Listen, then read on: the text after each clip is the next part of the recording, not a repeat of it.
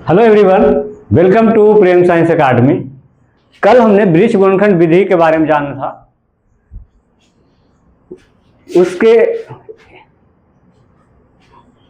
उसके एग्जाम्पल हमें और भी देखने थे, तो हम कुछ एग्जाम्पल आज देख लेते हैं।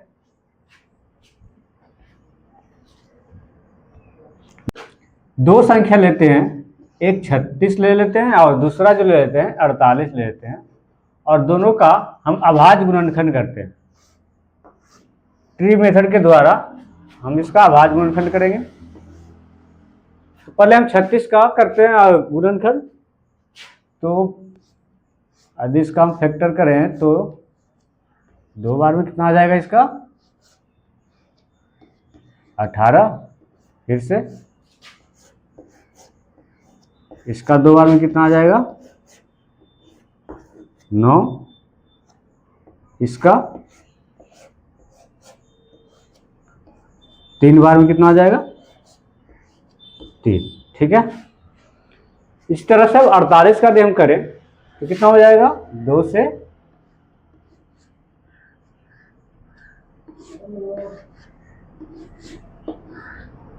24 दूना 48। फिर से 24 का 2 से तो कितना हो जाएगा 12। फिर से 2 बार में तो कितना हो जाएगा 6। फिर से 2 बार में तो कितना आ जाएगा 3। तो 36 का जो अभाज्य गुणनखंड आया कितना आया 2 गुना 3 गुना 3। यदि इसको हम पावर के रूप में लिखें तो 2 पर पावर 2 गुना 3 पर पावर 2। उसी तरह से 48 का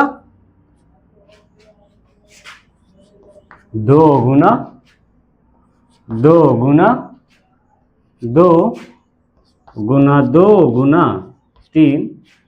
इसके घात के रूप में लिखे तो 2 पर पावर कितना हो जाएगा 1 2 3 4, यानी 2 पर पावर 4 और 3 टू पावर 1। तो यदि हम इससे HCF फाइंड करें तो कितना हो जाएगा। HCF मतलब होता है हाईएस्ट कॉमन। ठीक है, हाईएस्ट कॉमन फैक्टर। तो इसमें हाईएस्ट कॉमन कितना ले सकते हैं। इसमें देख यदि हम 2 का देखें तो इसमें 2 पावर कितना है 2, इसमें 2 पावर कितना है 4। इससे हम कॉमन कितना ले सकते हैं 2 पर पावर 2 कॉमन ले सकते हैं। इधर इसमें है 3 पावर 2 और इसमें है कितना 3 पावर 1। तो दोनों से कॉमन कितना हो जाएगा 3 पर पावर 1। तो इसको यदि हम सोल्व करें तो कितना हो जाएगा 2 पावर 2 का 4 और इसका 3 तो 12। HCF कितना आ गया 12। इस तरह से हम HCF फाइंड कर लिए। यदि हम LCM फाइंड करना चाहें तो इससे हम LCM फाइंड कर सकते हैं। कैसे LCM बराबर क्या हो जाएगा, LCM होता है लोएस्ट कॉमन मल्टीपल। तो इसमें हम हाईएस्ट पावर को देखते हैं। यदि 2 का हाईएस्ट पावर देखें तो कितना हो जाएगा, इसमें 2 पावर 2, इसमें 2 पावर 4। तो हाईएस्ट पावर कितना है 2 पावर 4। तो इसको हम लेंगे 2 पावर 4, है ना। और 3 का देखेंगे तो इसमें 3 पावर 1, इसमें 3 पावर 2। तो इसको लेंगे हाईएस्ट पावर को, तो 3 पावर 2।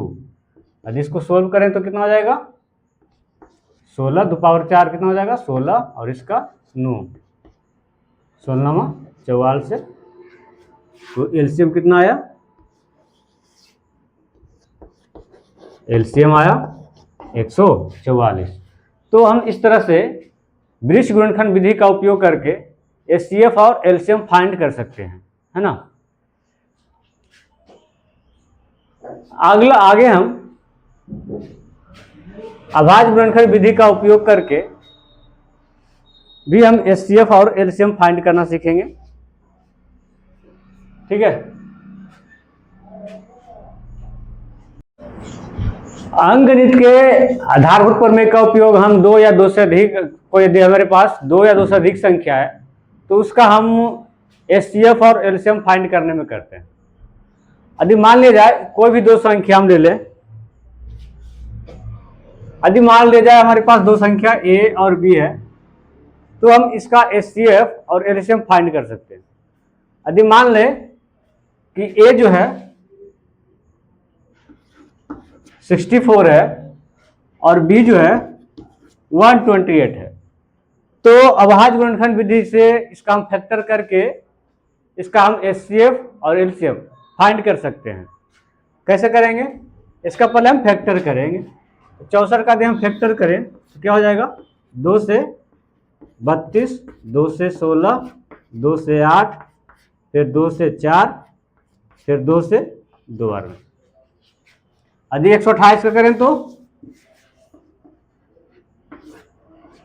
2 से 64, 2 से 32, 2 से 16, फिर 2 से 8, फिर 2 से 4, फिर 2 से 2। ठीक है, तो इसको यदि हम इसको और भी लिख सकते हैं 64 को क्या 2 गुना 2 गुना 2 गुना 2 गुना 2 2 4 8 16 32 गुना 64। ठीक है, 128 का कितना लिखेंगे? 1 2 3 4 5 6 7, 2 गुना 2 गुना 2 गुना 2 गुना 2 गुना 2 गुना 2, 3 3 6 1 7। ठीक है, इसको हम घात के रूप में भी लिख सकते हैं। कितना हो जाएगा? 2 पावर 6, इसमें 2 पावर 7। तो यूक्लिड विभाजन में हम देखे थे HCF जब हम निकाल रहे थे तो क्या देखे थे? जो लोएस्ट पावर होता ना वो हमारा क्या होता है? HCF होता है। तो इन दोनों में यदि हम देखें तो लोएस्ट पावर किसका है? इसमें 2 पावर 6, इसमें 2 पावर 7। तो लोएस्ट किसका है? 2 पावर 6, 2 पावर 6 यानी कितना? 64। कितना क्या हो जाएगा? HCF हो जाएगा। यदि हम LCM कहें तो मैक्सिमम पावर होता है। मैक्सिमम पावर कितना हो जाएगा?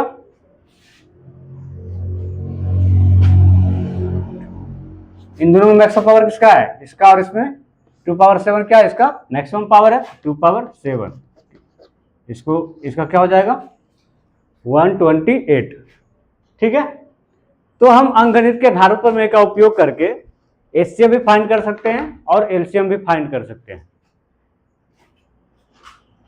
कोई और भी एग्जांपल देख लेते हैं। सपोज हमारे पास दो संख्या है A और B और उसका HCF हमें दिया हुआ है, तो हम उसका LCM फाइंड कर सकते हैं।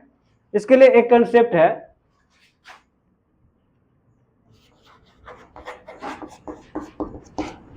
यदि हमारे पास दो संख्या है A और B और इसका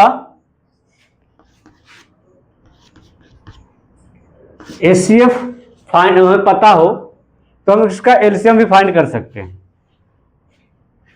तो इसमें कंसेप्ट क्या है? यदि दो संख्या है A और B तो A और B का मल्टीपल HCF और LCM के मल्टीपल के बराबर होता है। ठीक है, इन्हीं दो संख्याओं का मल्टीपल उसके HCF और LCM के मल्टीप्लिकेशन के बराबर होता है। ये जो कंसेप्ट है सिर्फ दो संख्याओं पर ही वैलिड है। यदि दो से अधिक संख्या है तो ये काम नहीं करता है। इसका हम एक एग्जांपल देखते हैं। यदि कोई भी दो संख्या,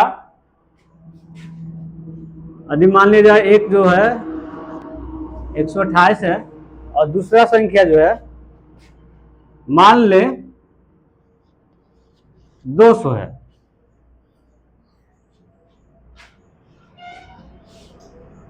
रुकना। यदि पहली संख्या 128 है और दूसरी संख्या कितना है? 200 और इसका HCF जो है HCF 8 दिया है, तो हमको इसका एलसीएम ज्ञात करना है। एलसीएम कितना होगा? एलसीएम बराबर, एलसीएम बराबर क्या होगा? तो यदि हम इस कंसेप्ट का उपयोग करके इससे हम एलसीएम फाइंड करने के लिए सोचे तो कैसे करेंगे? पहली संख्या गुना दूसरी संख्या बराबर क्या होता है? एचसीएफ गुना एलसीएम। ठीक है, पहली संख्या हमारा कितना है? 128 है। दूसरी संख्या कितना है? 200 है। एचसीएफ हमारा कितना है? 8 है। एलसीएम हमको फाइंड करना है। इसको काटेंगे तो कितना और कट जाएगा? 25 बार में। तो क्या हो जाएगा? गुना कर लेते हैं इसका। 128 गुना 25 बराबर क्या हो जाएगा? इसका एलसीएम हो जाएगा। तो 2500, 25 दूना 50, 500, 25 8 200, 0 0 5 10 2 12 2 1 3, कितना आ जाएगा? एलसीएम जो हमारा आ जाएगा 3200 आ जाएगा। ठीक है, एलसीएम हमारा कितना आ जाएगा? 3200। एचसीएफ कितना था? 8। तो इस तरह से हम एचसीएफ और एलसीएम फाइंड कर सकते हैं यदि दो संख्या हमारे पास दिया हुआ है। हमारे पास दो संख्या दिया हुआ है ना, और उसका एचसीएफ दिया हुआ है, तो हम उसका एलसीएम फाइंड कर सकते हैं, और यदि एलसीएम दिया हुआ तो एचसीएफ फाइंड कर सकते हैं। ठीक है, तो आप इसका कुछ एग्जाम्पल जो है घर से करके आइएगा, और कल भी हम इसका कुछ एग्जाम्पल देखेंगे, एक दो। तो आज के लिए इतना ही, धन्यवाद।